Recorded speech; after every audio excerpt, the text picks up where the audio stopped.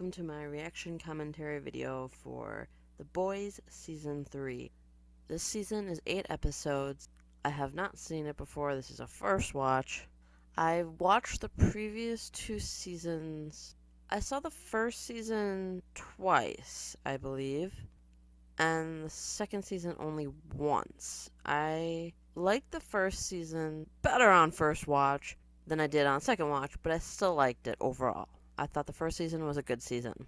The second season, I didn't really like the second season. It felt completely different from the first season. It felt really badly made. There was far too many instances where the characters should have been dead. And there's no reason they're not dead except that they're main characters, so they get plot armor. It wasn't great. There's a lot wrong with it.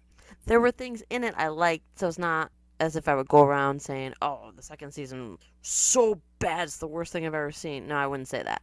But I would say I didn't really like it, and I doubt I'd watch it again. But I'd watch the first season again, probably. I guess maybe what I need to do is go back and watch the first season and then be like, okay, yes, I think I can go back to watch this season. I'm hoping this one will be good. I know the big new actor that's coming onto the show is Jensen Ackles, who's known for Supernatural, the TV show. He'll be playing Soldier Boy, who from the comics I think is meant to be like a Captain America-esque person. Theoretically, his superpowers are super strength and stuff like that. More resistance to damage kind of deal, like Captain America. I don't know. I didn't read the comics, so I don't actually know. But I'm really interested. I hope this one... Alright, full honesty, don't have a lot of hope for this season since the last season was so bad. However, no matter how the previous installment was, I always go into everything optimistic. So I'm hoping it's going to be better than the last season. Let's see. Let's get to it. He's not alone.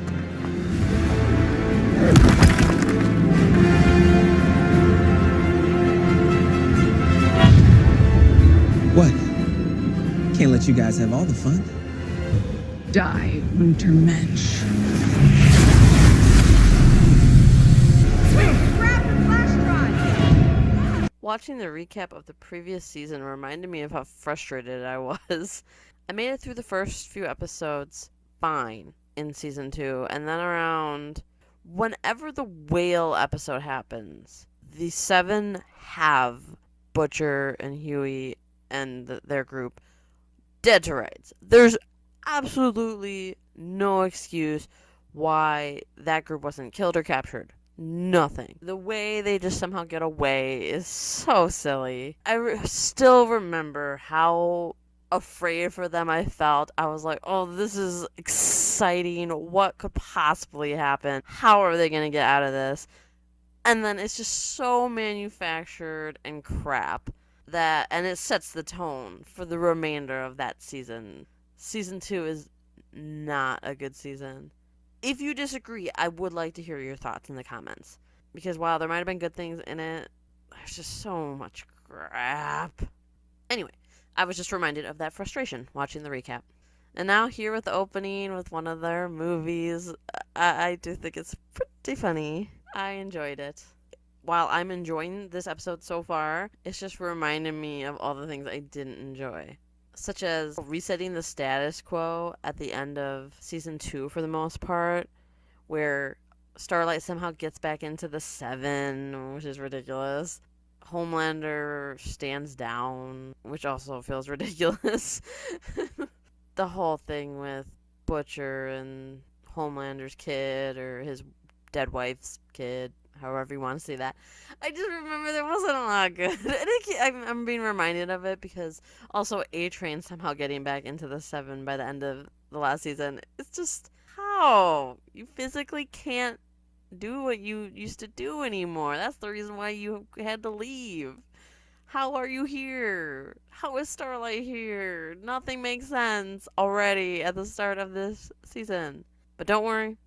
In my rating, I am not going to count previous season stuff unless it's a retcon, because I hate retcons. If they try to retcon stuff, then I've got a problem. But I feel like that's not going to happen here. Or at least I'm hopeful.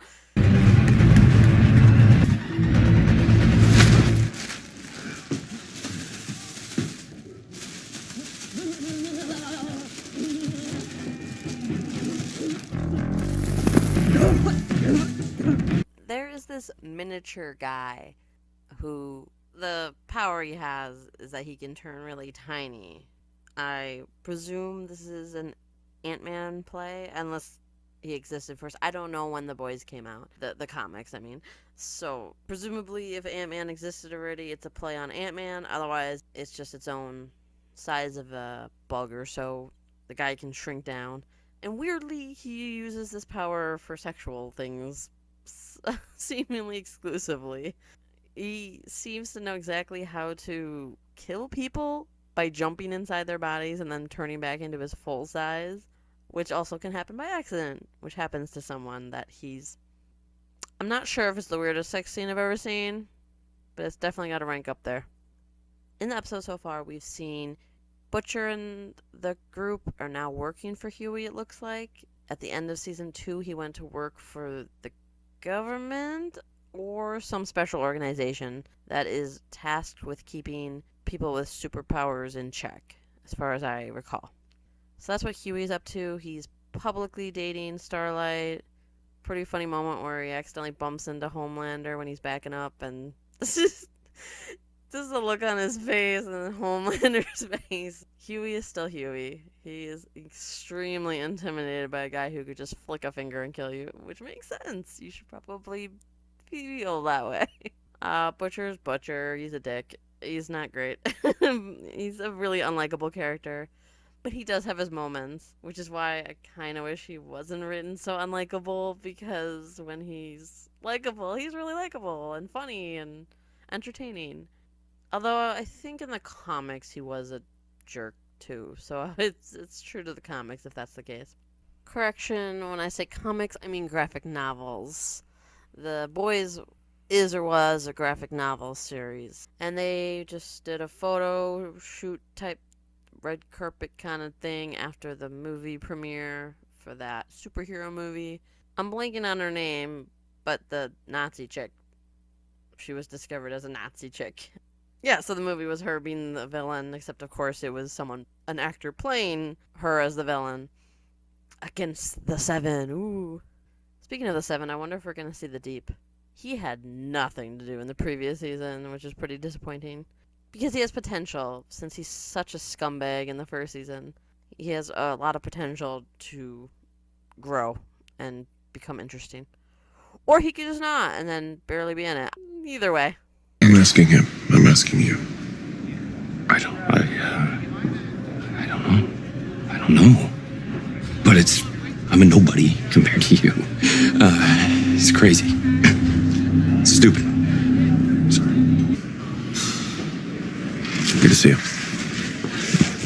You too, sir. What was that? I actually think that went pretty well. Well. Speak of the Deep, and he shall appear.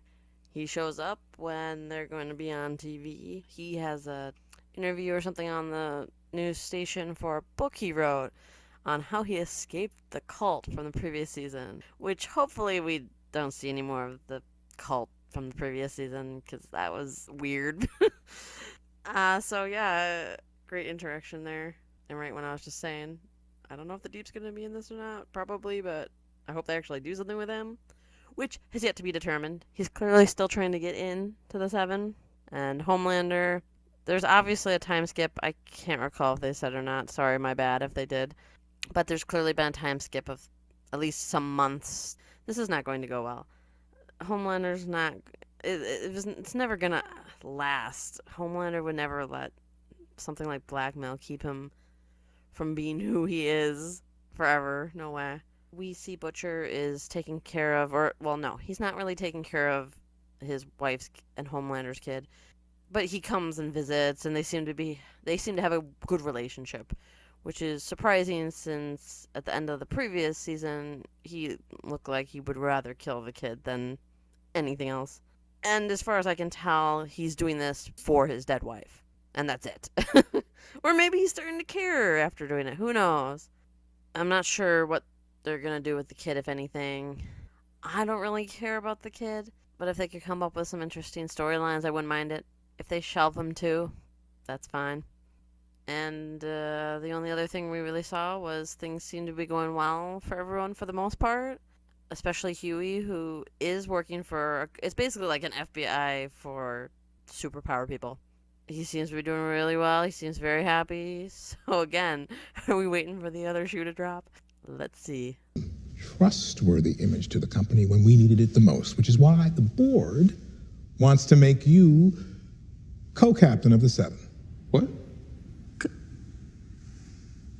Co-captain? Great. Real power isn't this. It's the ability to bend the world to your will. You would decide what the Seven do. Okay, her name was Stormfront, or is. Wait, last time we saw her, she was still technically breathing, even though she was really effed up. We have Butcher, not really any different. The other two seem fine. Kimiko and Frenchie seem fine with the setup, working for Huey and the government to stop dangerous, superpowered people. But, of course, Butcher is Butcher, and he just wants to straight up kill people and be brutal and violent, to basically be the evil that he claims to hate. So it's a bizarre hypocrite protagonist we follow. Mama's Milk, I can't remember his real name, or if they said it. They must have. They probably said it in the very scene that I'm about to talk about. But my memory is awful. He's retired, but his wife is with someone else, so he just spends time with his daughter, and he's trying to be a family man, even if his ex-wife doesn't want him. But finally, we have a scene where Starlight is basically promoted to Homelander's level, which is going to go insanely wrong. I mean, oh man, I cannot decide if this guy knows that and wants it to go wrong, because he mentioned in a previous scene with a senator running for president or whatever politician level he is, he mentioned he doesn't like working with superheroes and he only intends to stay for a few years. But if he is serious, this is gonna blow up. I cannot see this working. The newest member of the Seven becoming co-captain? Good luck with that. Here.